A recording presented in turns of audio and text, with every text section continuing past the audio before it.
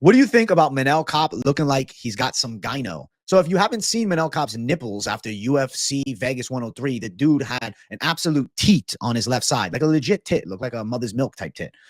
I feel like Manel Kape had definitely taken some PEDs, whether it's in the past or now, I can't say for sure. But at least to my knowledge, and you guys can quote me if I'm wrong, I think this is the most flared up I've ever seen his gyno before. He tested positive for some type of performance enhancing drug a while back. I don't remember the exact one. I'd have to look into it. But off the top of my head, I know that he's tested positive before. I wonder if he's taking something in camp again, because that fucking swelling of the nipple stood out. And I was like, holy shit, this guy looks rated out. And the way that Manel Kape is starting to look better and better each and every fight, I don't know, man. I don't know, man. He's showing good improvements in his 30s. A little PED in the mix, a little something.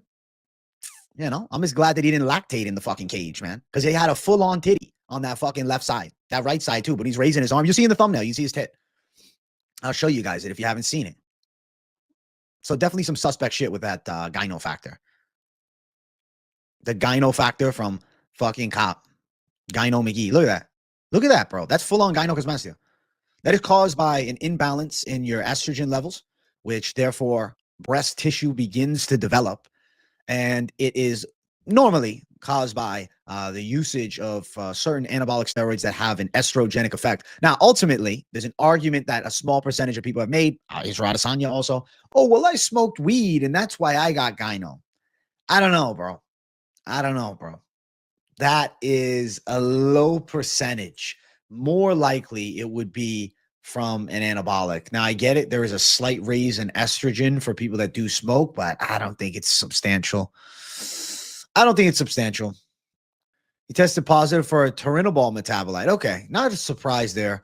Turinabol is probably best PED for performance enhancement. Yeah, it definitely is fucking magical for these guys. John Jones obviously tested positive for it. Other fighters as well.